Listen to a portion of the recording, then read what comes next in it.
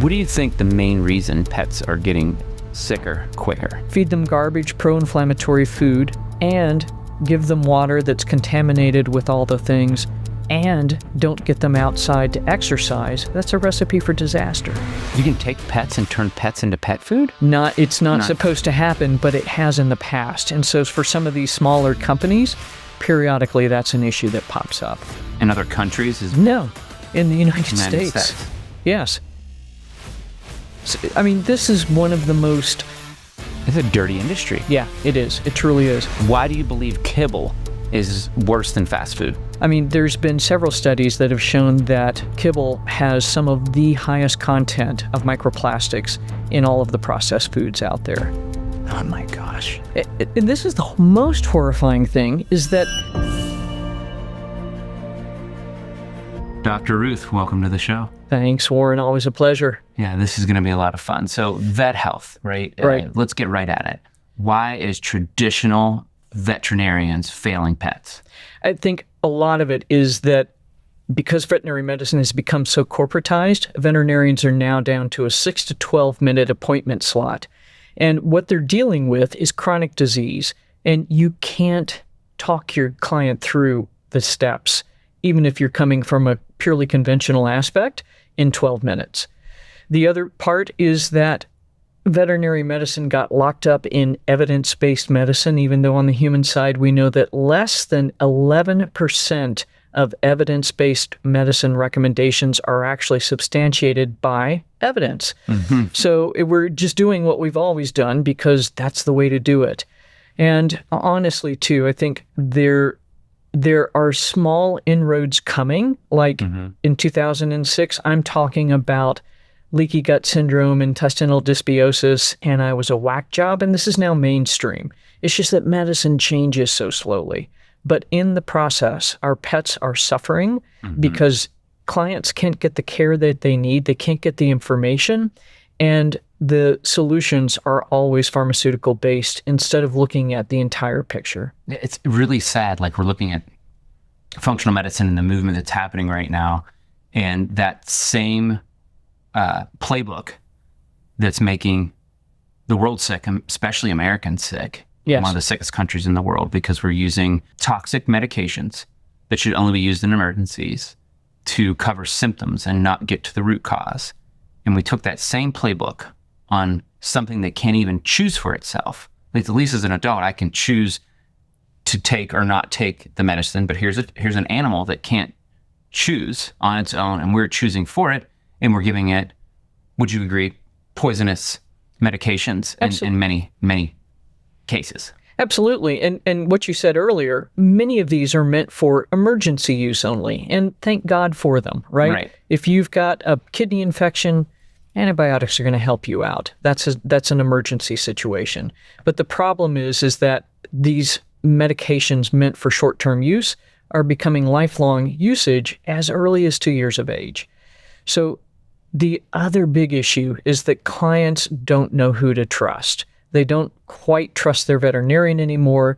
They're flocking to influencers on social media. Some of them have great information. Some of them really don't, and they're in there to make a buck. And it's difficult for the client, for the pet parent, to make those decisions. Like, is this person the real deal? Are they not the real deal? Back up 1 second here. Like, you were a traditional vet. Right. Doing traditional practices.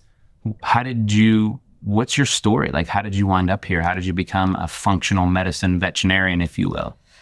I mean, so I woke up January 1st, 2005, realizing I was nothing but a shill for drug companies. And by that time, I'd been eating the standard American diet. It was more than 80 pounds heavier than I am currently. I developed fibromyalgia, IBS, and so this is what makes a doctor either become a better doctor because they want a different solution, or completely fail. And I was fortunate enough to have seen many of my clients being diagnosed with fibromyalgia being turned into the junkie. It just was horrible. And this was even before the opioid epidemic. And I knew that's not what I wanted. And so I started looking around. I was fortunate to find a functional medicine doctor in my hometown. And he worked with me, did all of the things in terms of removing toxins, fixing the microbiome, fixing my thyroid, getting things back online to where I could make these lifestyle choices and start to see my health improve over 6 months.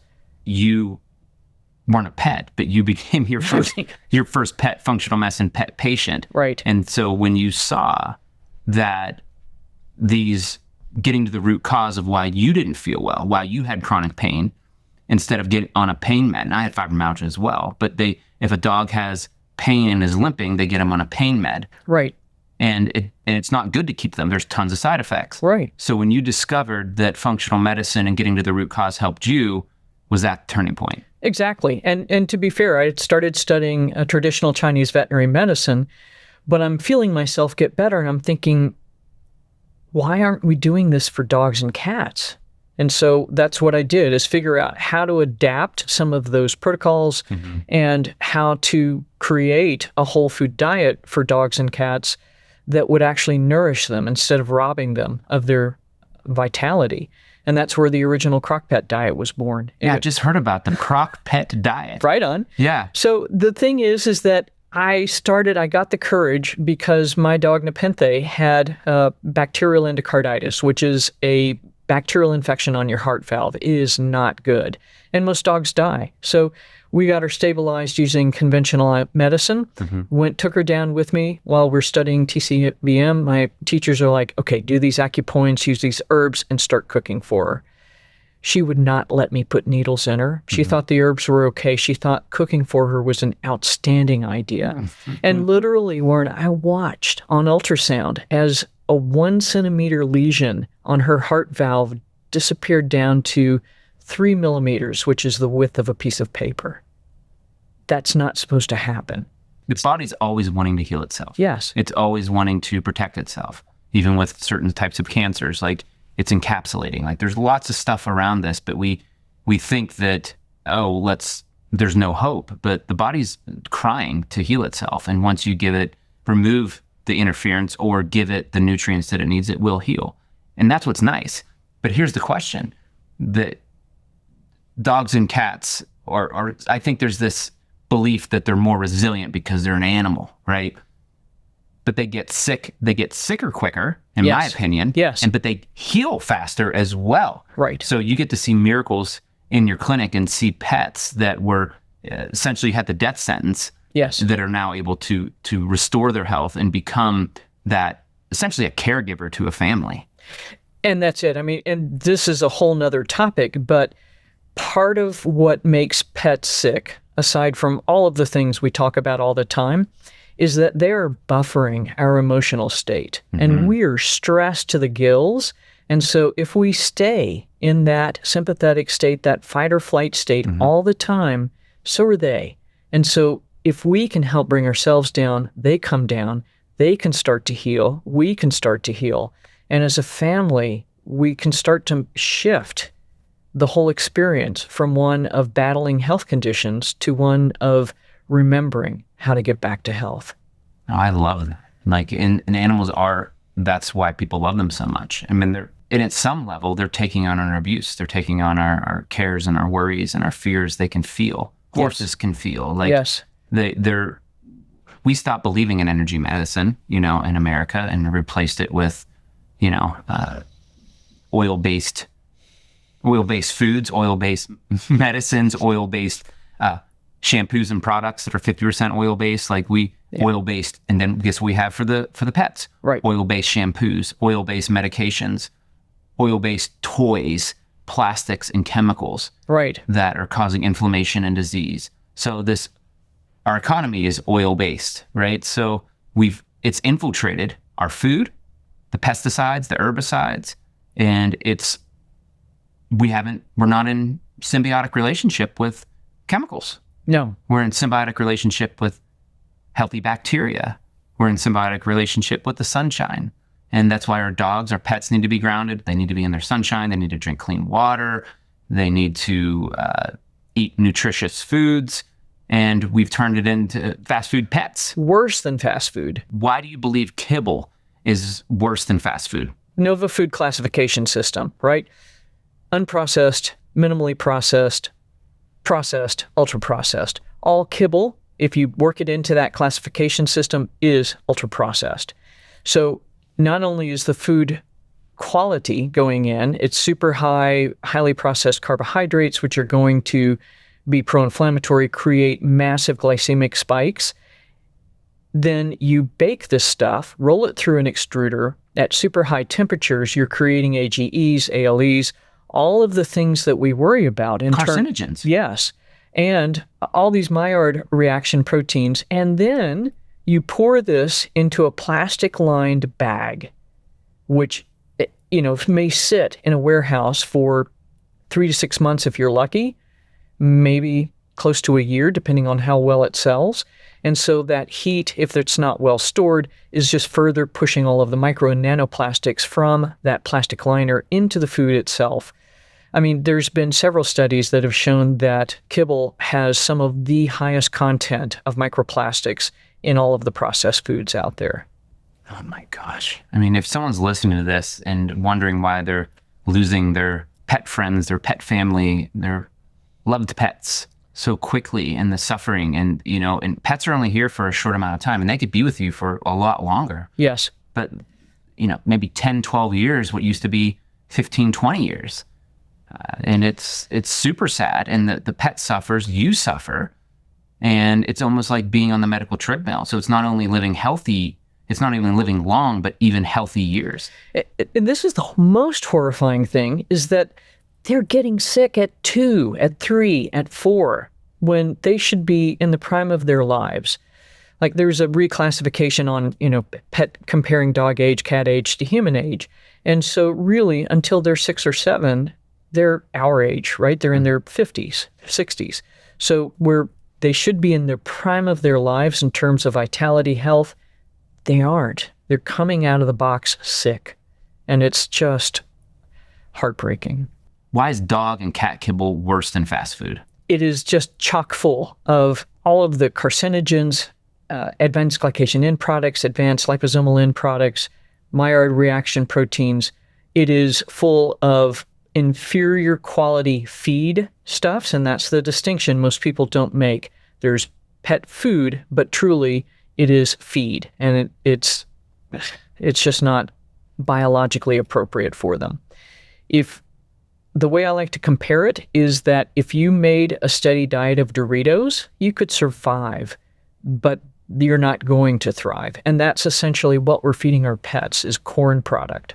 So we're giving them Doritos without the red dust flavoring. The red dust, yeah, the super duper lime chipotle and the scary, frightening red stuff that comes off on your hands.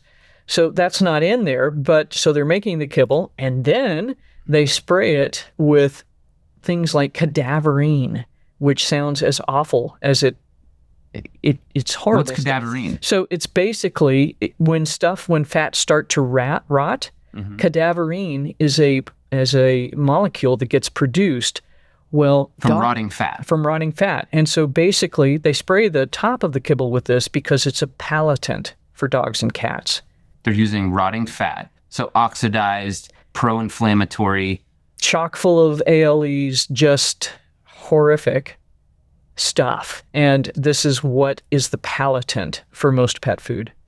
So it's probably a waste product that they decided, hey, how can we get rid of this waste product? Let's put it on pet kibble, and so we don't have to throw it away and make some money off of it. Most of there's good quality kibbles out there, mm-hmm. although I wouldn't recommend it. But the vast majority of the pet food industry is upcycling. Okay, we can't use this on the human side. The 4D animals that should not have even gone to the slaughterhouse, they end up in pet food.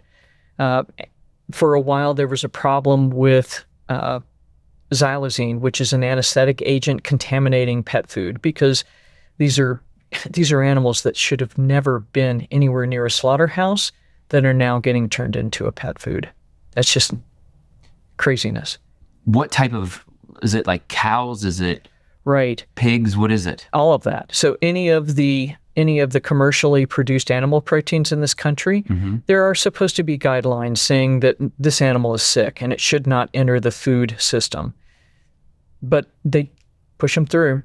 And so there's food inspection, but the last stats I read is a veterinarian is responsible for 11,000 chickens a minute, something like 200 pigs a minute, 150 cows a minute. There's no way that they can actually have the time and the ability to say, this is a sick animal. No.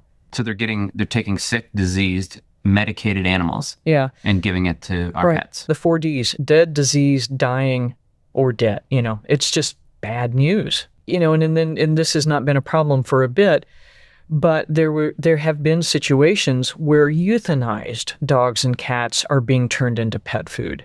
And so now here they are, they've got phenobarbital on board to affect the euthanasia, and that's getting put into the food.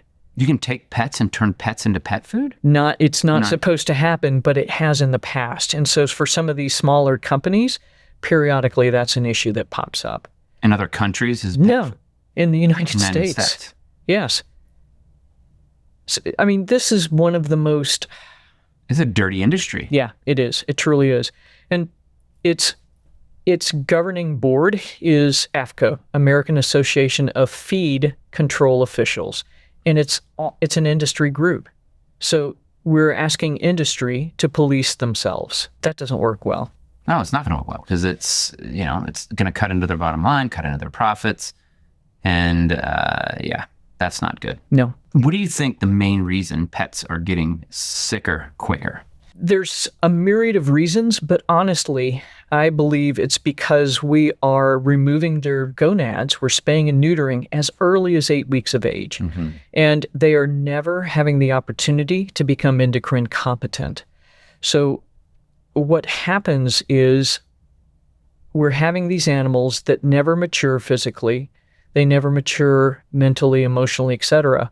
And they have altered biochemistry because luteinizing hormone levels shoot up, tissues that shouldn't have receptors develop them, and take in this luteinizing hormone, and it just creates havoc in the body. So when you take that on top of the toxic burden that pets are experiencing, mm-hmm. which is anywhere from 3 to 90 times hours, and feed them garbage, pro-inflammatory food, and give them water that's contaminated with all the things, and don't get them outside to exercise, that's a recipe for disaster. Yeah, they're completely removed from nature, giving them chemicals and not real food. There's no way they're gonna thrive. It's really tough on them. Yeah. It's incredible. Yeah, they weren't. Most of them, well, all animals, including us, because we're animals, we're meant to be outside in nature, grounding with sunshine. Chewing on certain things, Yeah. Experiencing your environment. Yeah, right. Yeah, having a connection to the earth and to the planet, and you take that away and you put them inside where there isn't adequate sunshine, there is no grounding, in nasty electric fields, like all the things that would affect us health-wise. It's in the literature. It's going to, like you said, 3 to 90 times affect them. Electric fields, magnetic fields. Yes. Like all those things. I've had friends who've had their pets were sleeping on pet beds that were near bad wiring, like laying right on top of it, and a magnetic field dissipate, over several feet. But that nasty field close up with bad wiring, and you're not allowed to have bad wiring in house. That's why they check for it, because they put out these magnetic fields and electric fields, but in particular magnetic fields that cause cancer. Right. So I just did a docuseries on that, a home sick home, and the way they found that they had bad wiring in their home is with both of their pets. They had their pet bed. They moved their pet bed, and it was over some bad wiring. And both the dogs, and these were, eating all the healthy diet. This was a very wealthy family, doing everything right outside, playing all the love, raw food diet, like all the stuff. And they both died of cancer within months of each other, or even weeks. And it was because of the magnetic field. That's how quickly they got stage 4 cancer. So it's crazy how sensitive these animals are. I mean, maybe it's because dogs are more in tune with frequency as well, but they're small. People that buy these smart plugs that you can turn on remotely with your phone, mm-hmm. Numerous people have said, oh my gosh, my dog just started acting like a nutball for no reason, just running around panicked. And finally narrowed it down to these smart plugs. And they're like, oh, I flip it off and he's cool. But we forget this, not only for ourselves, but also for our animals. We are magnetic beings. We are on a magnetic planet. And if we alter that magnetic flow, we're going to screw up the biochemistry and systems we don't even understand yet. No, we don't understand. This is what controls birds flying around the world and butterflies and like all this stuff. And we're like, oh, it doesn't matter. But then a plug like that puts out a nasty magnetic field, an electric field, but also a magnetic field that the dog can feel. Yes. Like it's not woo-woo medicine. Like we need to wake up to these fields matter. They affect our sleep. They affect our energy. And, it's like a bad movie where, birds start flying in the wrong direction, right? And start falling out of the sky because of we've broken the magnetic. You've seen the movies where if something's happening wrong with the earth and we're losing our magnetic field, birds are falling out of the sky because they're being directed incorrectly because these magnetic fields have been proven to. That's a great analogy is what I'm saying. Right. So, basically we're messing up their guidance systems. Yeah. And when we do that, everything else goes off kilter. Yeah. Does dogs have guidance systems? Well, that's an interesting question. Yeah. And that's a whole nother bag of wax. But I think so. I think that left to their own devices, they will figure out the best situation for themselves. Mm-hmm. And I think, honestly, they're trying to pull us into better situations. I have a dear friend who, if it's his dog's time, like he's got a dedicated time to Gus, if he is not respecting that and got his phone in airplane mode, Gus is like, dude, he's knocking him with his nose and reminding him that he is supposed to be present for this time. How smart are dogs, like relative to a human age? And it's different types of intelligence. Yeah, so I think that's it. In terms of the way we judge intelligence for us is like, how many words do you, how well read are you, all of that. But they have a more of an innate intelligence. They know they've got it made. They're protected. They're no longer a prey species. They don't have to be predators unless they're feral. And that's what they're here to do, is teach us to be in joy. Yeah, they're special little gifts, aren't they? Yeah. I just got, the reason I don't have dogs is timing and travel, and it's a huge responsibility. And I already have 3 kids. But it could add a lot of value, but I'm still like in that place, because I'm going to wind up taking care of the animals. And that's it. Yeah. So, because kids don't have their frontal lobe developed yet. And so the ultimate responsibility, it's like anything else. There is, there's unintended consequences to decisions. And just if you make an emotional decision and get a family pet because your kid wants them, you have to know that it's ultimately going to fall on you to make sure that pet's well taken care of, because they deserve it, or don't get an animal. So I got 2 feral cats, and it has been life transforming for my middle daughter. She is in love with those cats. Like, we've been in tears. I've actually been in tears. Remember, I was texting you because the one was very sick. I'm trying to catch it, get it to the vet. I can't because it's feral. I got bit. I got scratched. I was doing everything I had. My daughter's in my arms. And the cat was amazing. Yeah. It turned around. The next day it was fine. I'm like, ugh. And my neighbor's saying it's probably going to die. And she was my neighbor's daughter's a vet tech. And I'm trying to get do you have the gloves so that I can have this cat and get it to the vet? But that's interesting too, right? Because in the veterinary world, we're like, without us, the cat's going to die. Now the cat really has the capability to heal itself. And we're useful when it's beyond that capability. Yeah. But it's just, cats are such amazing creatures because they are like, this is not good for me. I'm going, see ya.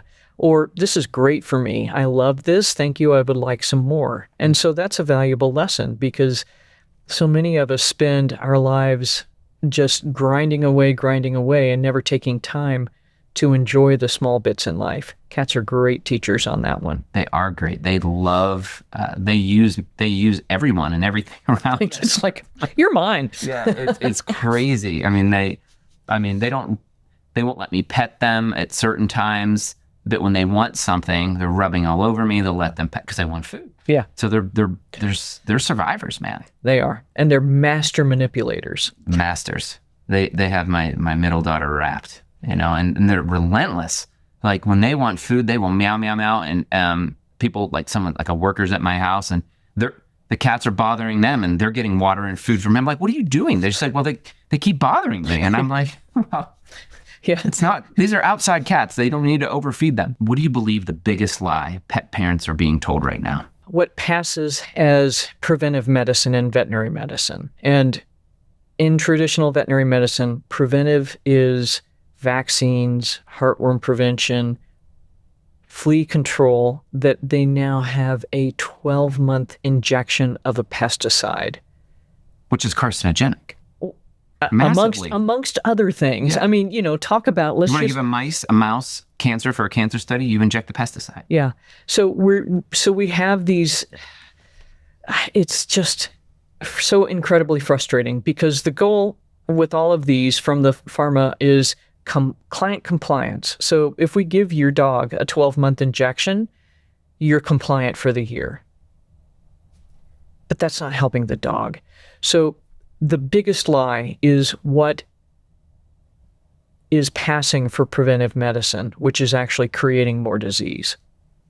So the preventative medicine in the pet industry is causing more disease, not preventing it. Correct. Like Over-vaccination, overutilization of pesticides, overutilization of pharmaceuticals, spaying and neutering at 8 weeks of age, feed only this bag of prescription diet.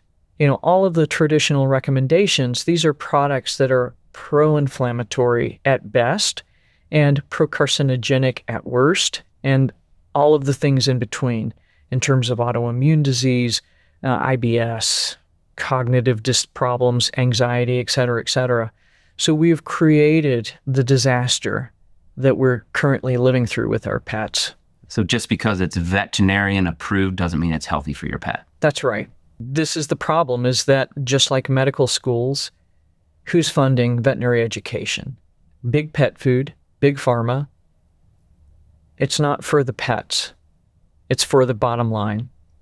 So they're veterinarians are cogs in the wheel of a money machine surrounded by, again, companies, medications, big food, big pharma. Big pharma. Yeah, big ag. And the thing is that veterinarians entered this profession with their hearts full of intent for caring for pets. And because of the education process, they've ended up someplace completely different. So if you've got a local vet, be kind to them. They are suffering right now. And they have to see it. So here's the difficulty, right? If you're in the middle of it, you see it's not working, but how do you get out of it? And many of these young veterinarians are coming out of veterinary school with debt somewhere between $250,000 and $400,000. So what do they have to do? They have to jump on humping those bills to make their lives work. And it is, and then you couple with that with the fact that they're seeing 40, 60 patients a day, and they're being asked to produce at a certain dollar volume. They can't see their way out of the weeds. And when you're so busy and you're in sympathetic fight or flight, you don't have time to get back in your heart, which is the reason you probably became a vet. You have a sensitive, kind heart for animals. You love animals. They put you in your parasympathetic. They helped you relax and connect to nature and to God and to yourself. And then you take on a job that puts you into your sympathetic, long hours, late nights, and you become numb potentially to feel the very, maybe not, because vets are they are loving. They love animals. It's beautiful.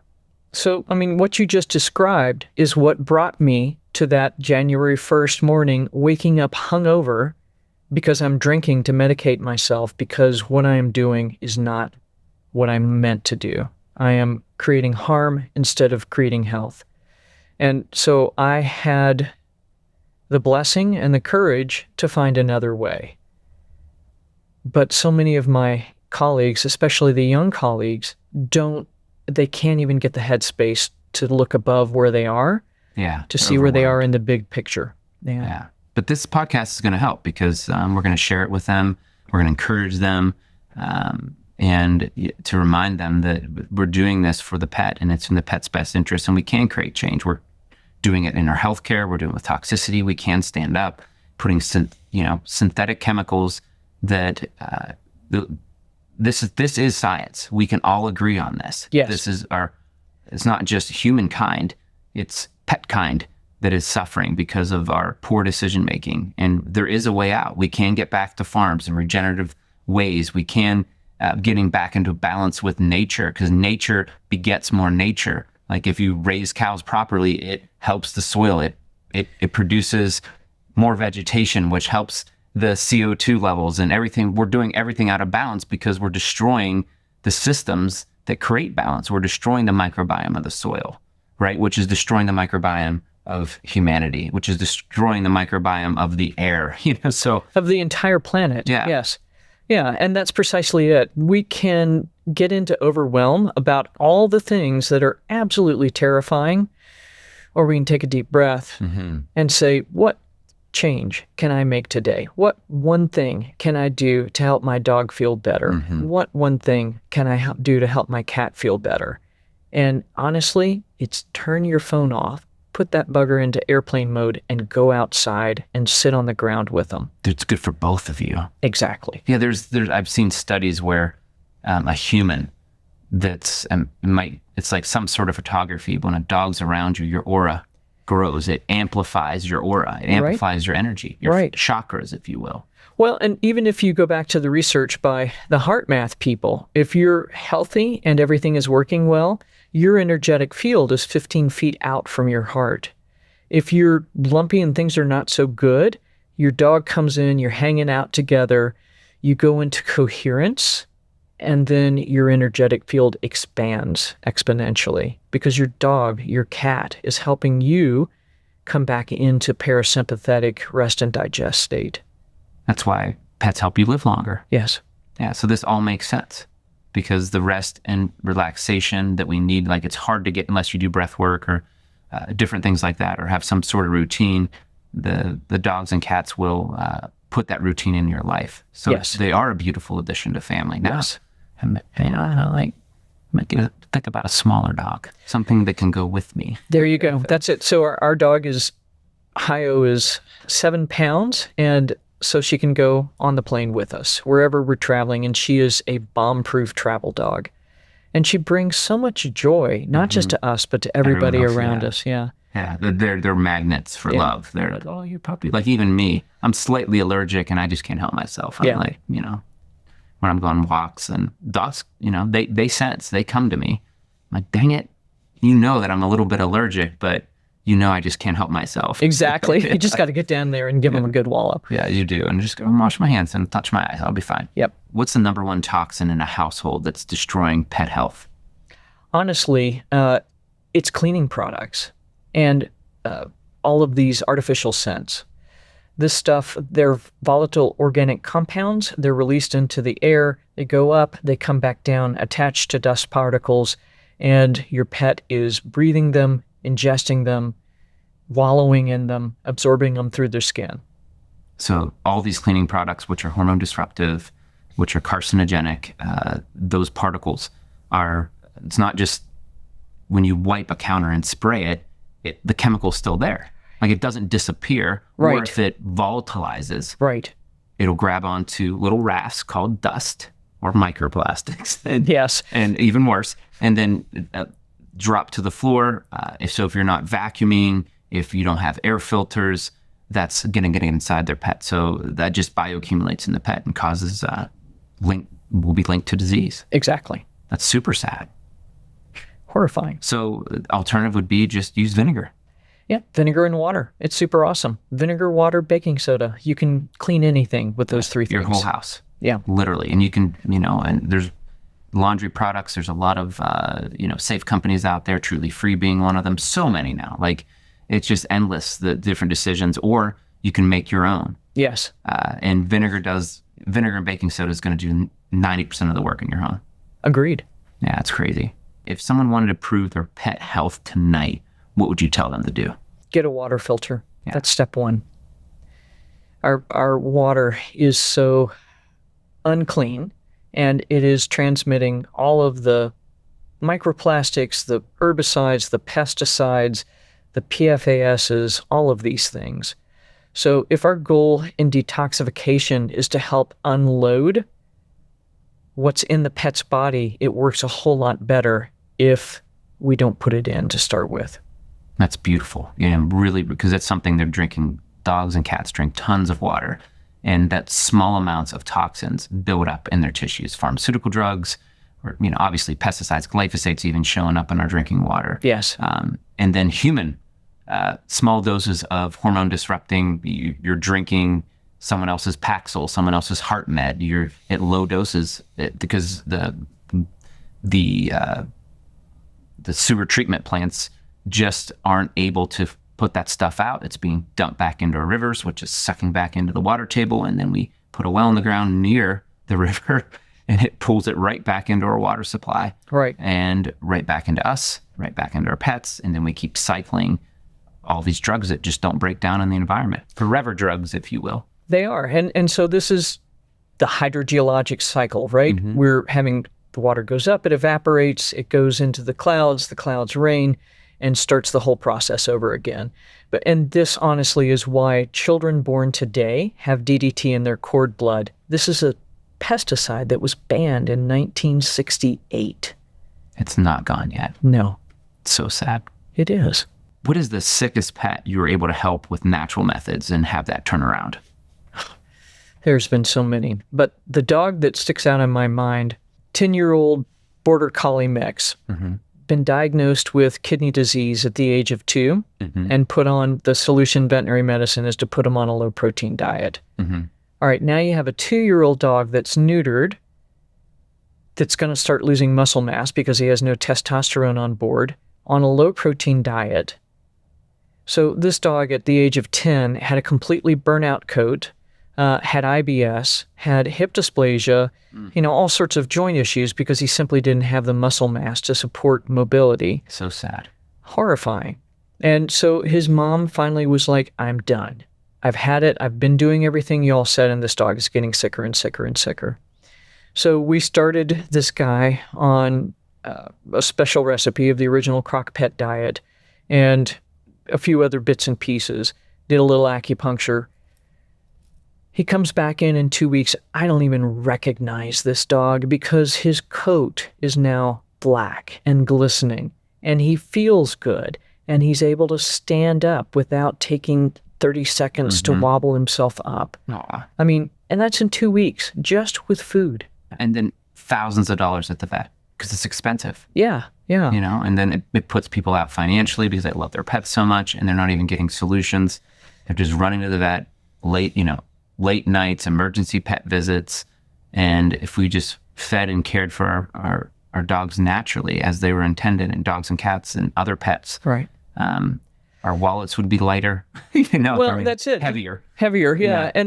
But here's the problem, right? Because they're going to the vet, there's a massive problem, and the solutions they're getting are, it's $10,000 or euthanasia. That's insanity. That is insanity. And who has $10,000? And the difficulty is they're being pressured into the euthanasia part, not even giving pain meds to here, let me buy you a little time, or whatever it is that could palliate the symptomatology long enough for that pet parent to make a coherent decision. So the difficulty for many pet parents is saying, let me think about that, because they don't know what to do next. Yeah, it's almost like you're at a hospital saying, if you don't do this medication, you're going to die, or whatever. It's almost like a pressure technique. It is. And the it's not quite as bad where you have to, what is it in the human side, where you have to sign something saying you realize that you're going to kill yourself if you don't follow the doctor's instructions. We're not to that point in veterinary medicine. But when pet parents say, I need to think about this, can you give me something to help this guy feel better?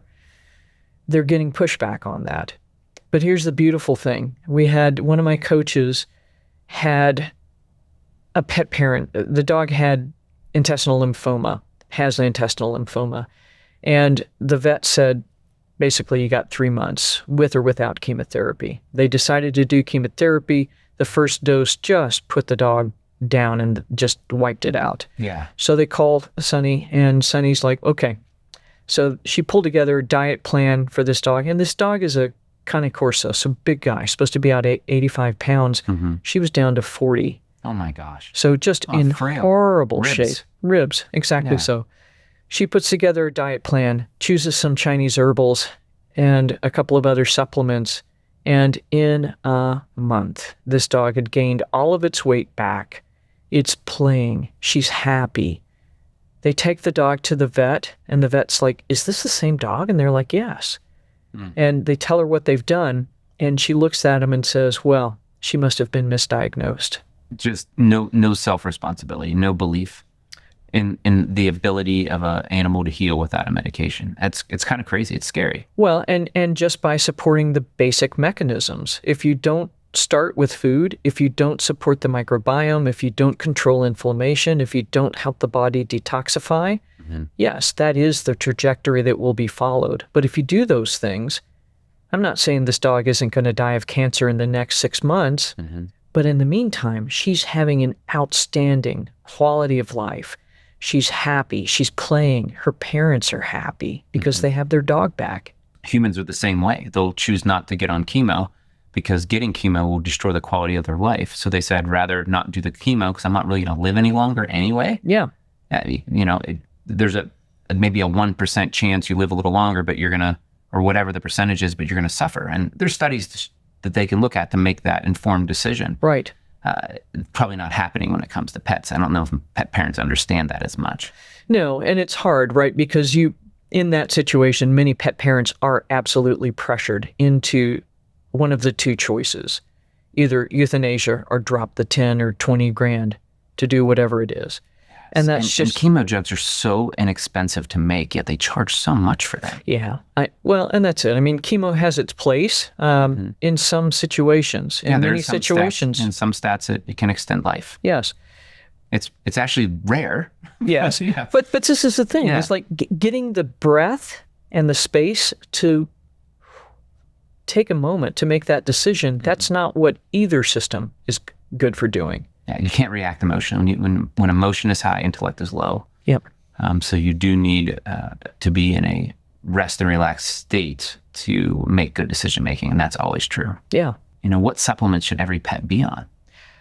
Well, I mean, first of all, put all your money into food first. Amen to that. Yeah. I mean, supplements are just exactly that, supplements. And they're meant to supplement a high-quality diet. I think probiotics are absolutely necessary because number one, the gut is the number 2 detox organ. And if so, it's not working, then nothing else is going to work well. And then the other issue is that, again, if pets are somewhere between 3 and 90 times our toxic burden, their guts are getting whacked on a daily basis because they're grooming this stuff off of themselves. So probiotics are essential. Some sort of an omega-3 fatty acid supplement is essential. Most conventional pet foods are upwards of 30 to 1 in terms of an omega-6 to omega-3 ratio. Omega-6s are required, but at that level, they're very pro-inflammatory. They sure are, yeah. So you have to shift the balance. Back to like a 4-to-1 ratio. Exactly. And, or even 1-to-1. But I mean, 4-to-1, I think that's optimal for all species. And then the last thing is, I honestly believe in multivitamins and minerals, because if you are in a state of chronic stress, you're burning through B vitamins like water. And the other thing is, if you're feeding a commercial diet, it's been documented that after 6 weeks, the stated levels of nutrients are declining rapidly, particularly in terms of B vitamins. Because it's anti-nutrients. Right. Like a lot of those. Right. Yeah. Yeah. I mean, even if the oxalates can be anti-nutrients, if they're grinding up and putting kale in there, which dogs really aren't meant to eat kale. I would disagree with that. I think that the whole raw thing as being the ancestral diet, I don't think is correct.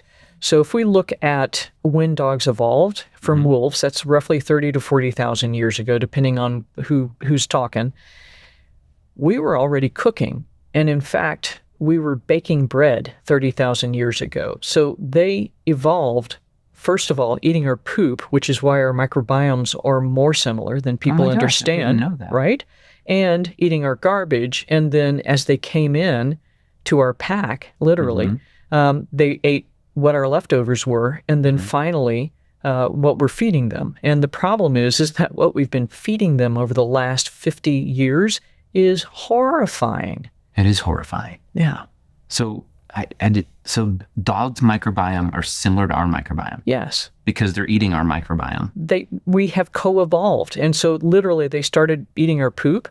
And then we, like in the house, in the family, if somebody has an aberrant problem with their microbiome, that's going to share amongst the family to some degree. Same thing with our dogs, right? Yeah.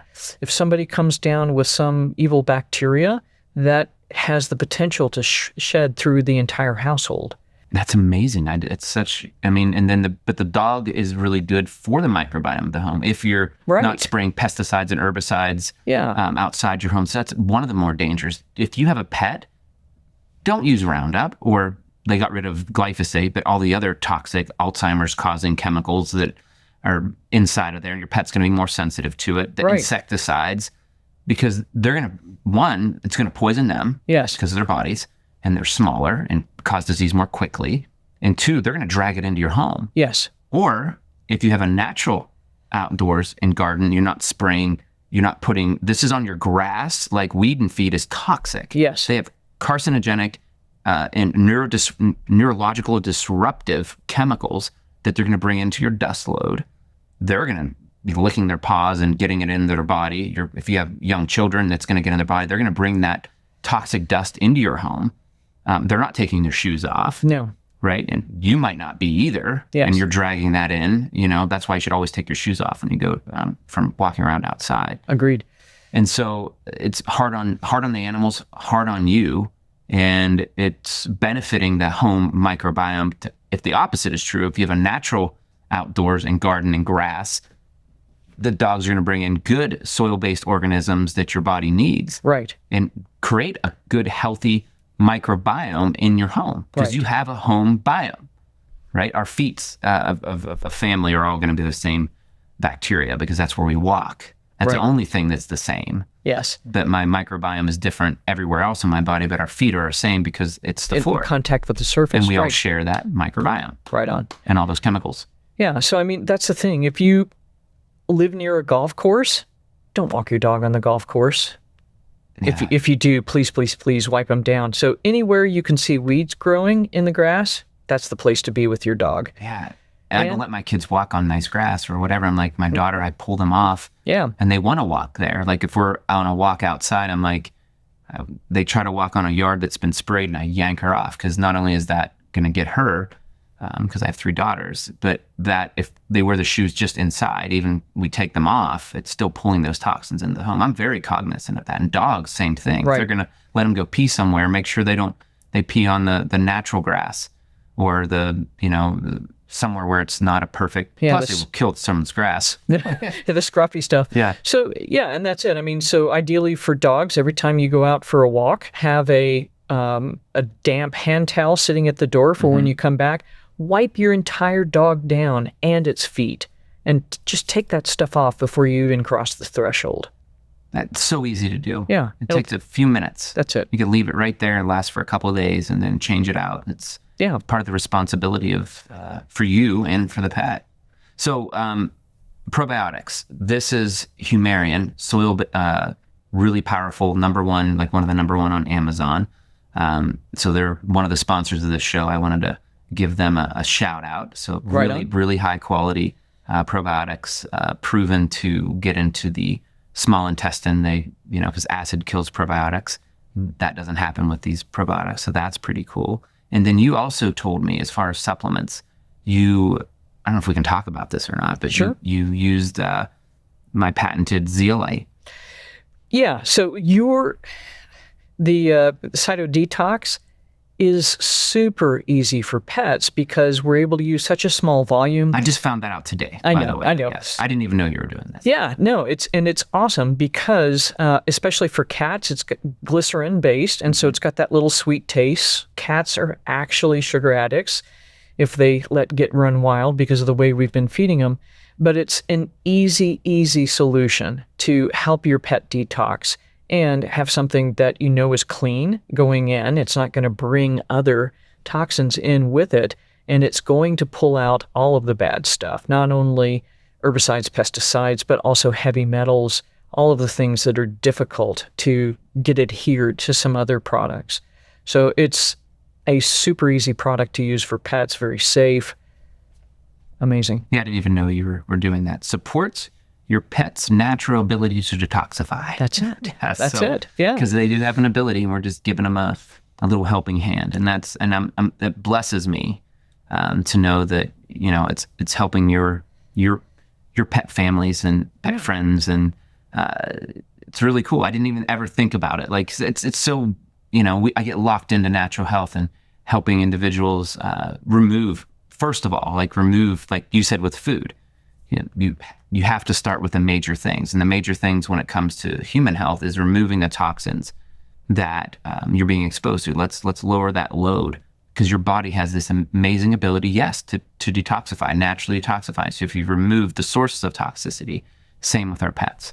And the biggest source seems to be food. And then we have supplements that actually work, That's helpful. And to end this, like a lot of supplements, they're full of poisons. They're full of natural artificial flavors, wheat germ, like things that really don't belong in pet products. You read it and you're like, oh my gosh, like I wouldn't eat this. If you wouldn't eat it, don't give it to your pet. Yeah. And I think that's what's critical. Like the supplement industry, especially on the pet side, is what they're after is palatability, and all of the things that enhance palatability to get your dog to eat it, your cat to eat it, are usually really yucky things. So that's why when I use a supplement, when I create a supplement, I try to have just the active ingredients that are going to be important. And then if I need to figure out how to make it taste better, then use some actual food. Use some food. Yeah. But that's why, But it costs more, and it raises the price point and decreases profits. Well, that's it. And so you can buy all sorts of probiotic chews on the market, and mostly what you're buying is flaxseed. So tell me about that. Like, what does that mean? So if you look at most of the chews on the market, in order to get them to form into a chew, you have to have things that will keep it squished together. And often it's flaxseed, and then they'll put some sort of sweetener there. It's gotten a bit better. It used to be propylene glycol. And then that was years ago.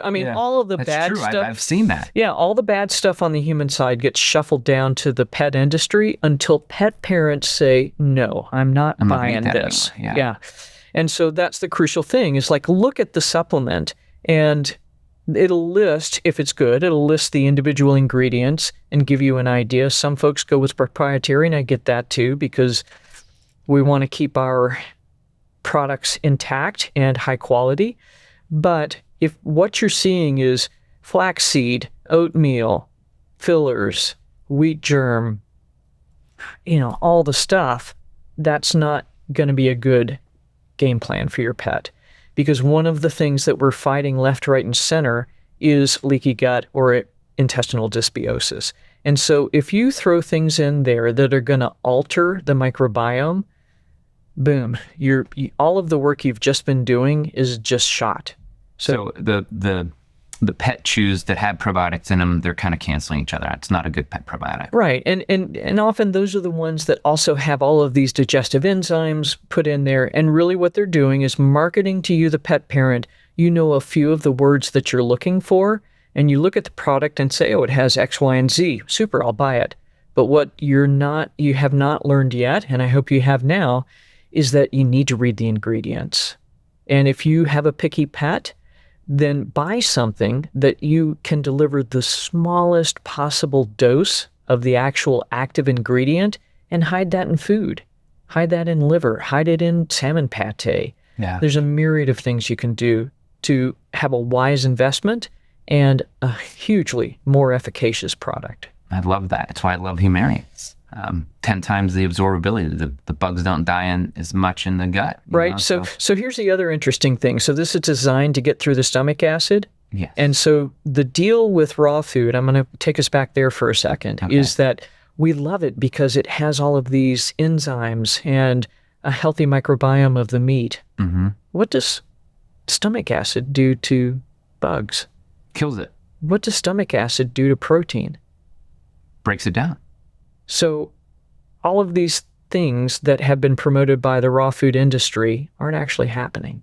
Yeah, because especially the dog stomachs. Yeah. So they're just going to wipe out the raw food anyway. And that's what I mean, like raw, like if you give a dog, a lot of food is more nutritious if you steam it and cook it. Right, because you can access the nutrients. Because I don't buy the oxalate thing. Like I'm not like everyone's like functional medicine doctors always say, well, don't eat those tomatoes. They have oxalates. Like, yeah, maybe if you're if your genetics are off or you eat way too many raw things, but I steam all my vegetables. Right on. Or you can freeze them, or Yes. there's lots of ways to break that down so that you have much less anti-nutrients, but you're getting all the antioxidants, the flavonoids, like all these things that you need. You can't live with. I mean, it's so important for the pet. It's so important for you. Right. Yeah. So I mean, the polyphenols, so they're eating the rainbow. The polyphenols aren't to nourish us, they're to nourish your microbiome. And it's the same thing. Dogs and cats need this as well. They don't need the vegetable, cats in particular, obligate carnivores, they don't need a ton of vegetable matter, but they need some because... And that's why they eat grass.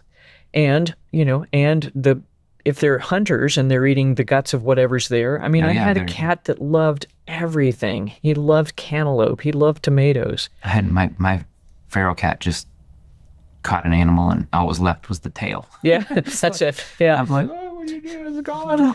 Well, but that's the thing. I mean, so that's cats doing their cat thing, right? Yeah. But this is where I think raw feeding is missing the boat, and it's interesting. That makes sense. Yeah, that's a good argument. I'd have to say. Yeah. Yeah, even in the human raw, side of things, and I do like raw vegetables, like from the garden, the tomatoes and carrots and right on. And I try not to wash them because I have regenerative soil. I want to get some of those soil-based organisms. Right on. But we're kind of getting off track. Oh, so this shocking. So this was a wonderful conversation. I've learned so much for you. I can't wait to have you back on the show. And if there's one final statement you want to make to all those pet parents out there, what would it be? Trust yourself. Yeah. You know when the advice you're getting is not quite right. And give yourself the grace of taking a breath before you make a decision. Yeah, that's great advice. So share this with all your pet friends and other pet parents out there. This is an amazing, I mean, my eyes you've just been blown away with the information you share. So make sure you share this podcast with others. How can folks find you, Dr. Super Ruth? easy. DrRuthRoberts.com. Dr. Ruth Roberts. What a great name, by the way. Super. Yeah. Dr. Ruth, has it made you famous? It's called Culture Code. Yeah. DrRuthRoberts.com. Go check out our website and the things you have to offer. I'm sure there's tons of free information there for people to learn. There is. How to take care of their pet friends, so much more, and have them live longer, healthier lives. Thanks again. My pleasure.